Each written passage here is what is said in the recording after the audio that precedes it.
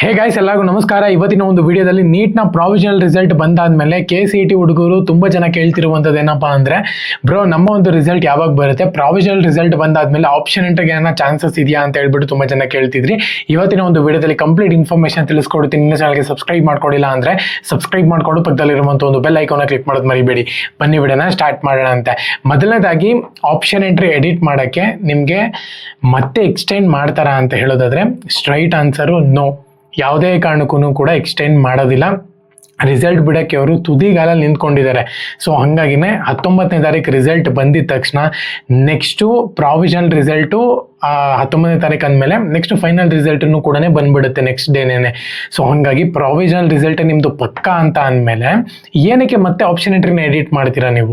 ಇವಾಗ ನಿಮ್ಮ ಒಂದು ಸೀಟು ಪ್ರಾವಿಷನಲ್ ರಿಸಲ್ಟಲ್ಲೇ ಗೊತ್ತಾಗ್ಬಿಡುತ್ತೆ ಏನು ಅಂತ ಹೇಳ್ಬಿಟ್ಟು. ಸೊ ಹಂಗಾಗಿ ನೀವು ಮತ್ತೆ ಇನ್ನೊಂದು ದಿನಕ್ಕೋಸ್ಕರ ನೀವು ಆಪ್ಷನ್ ಎಂಟ್ರಿ ಎಲ್ಲಿ ಮಾಡ್ತೀರಾ?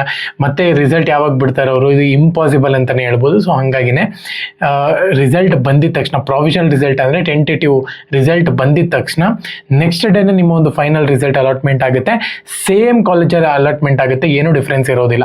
ಅದ್ರ ಮಧ್ಯೆ ಯಾವುದೇ ಕಾರಣಕ್ಕೂ ಆಪ್ಷನ್ ಎಂಟ್ರಿ ಬಿಡೋದಿಲ್ಲ. ಅದಾದಮೇಲೆ ಫೈನಲ್ ರಿಸಲ್ಟ್ ಆದಮೇಲೆ ನೆಕ್ಸ್ಟ್ ಆಪ್ಷನ್ ಎಂಟ್ರಿ ಬಿಡ್ತಾರಾ ಇಲ್ವಾ ಅಂತ ಹೇಳಿ KN ಅವರು ಅಪ್ಡೇಟ್ ಮಾಡ್ತಾರೆ.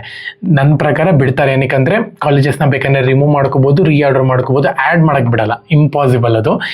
ರಿಮೂವ್ ಅಥವಾ ರೀಆರ್ಡರನ್ನು ಮಾಡ್ಕೋಬೋದು ಅಂತ ಹೇಳ್ಬಿಟ್ಟು ಬಿಡ್ತಾರೆ ಅಂತ ಅನ್ಕೊತೀನಿ. ಬಿಟ್ಟರೆ ಮತ್ತೆ ಆ್ಯಡ್ ಮಾಡೋಕ್ಕಂತೂ ಇಂಪಾಸಿಬಲ್ ಅಂತಲೇ ಹೇಳ್ಬೋದು. ಇವಾಗ ನಿಮಗೆ ಗೊತ್ತಾಯಿತು ಅಂತ ಅನ್ಕೊತೀನಿ. ಓಕೆನಾ? ಸೊ ತುಂಬ ಜನ ಕೇಳ್ತಿದ್ರಿ ಪ್ರಾವಿಷನಲ್ ರಿಸಲ್ಟ್ ಆದಮೇಲೆ ಆಪ್ಷನ್ ಎಂಟ್ರಿಗೆ ಬಿಡ್ತಾರಾ ಅಂತ ಹೇಳ್ಬಿಟ್ಟು. ಸೊ ಸಿಂಪ್ಲಿ ನೋ, ಯಾವುದೇ ಕಾರಣಕ್ಕೂ ಕೂಡ ಬಿಡೋದಿಲ್ಲ. ಸೊ ಯಾರೆಲ್ಲ ವೆಯ್ಟ್ ಮಾಡ್ತಿದ್ದೀರಾ ರಿಸಲ್ಟ್ಗೆ, ಕಮೆಂಟ್ ಸೆಕ್ಷನಲ್ಲಿ ಎಸ್ ಅಂತ ಹೇಳಿ ಕಮೆಂಟ್ ಮಾಡಿ. ಸೊ ನಮಗೂ ಕೂಡ ಗೊತ್ತಾಗುತ್ತೆ. ಸೊ ಎಲ್ಲರಿಗೂ ಕೂಡ ಆಲ್ ದಿ ಬೆಸ್ಟ್.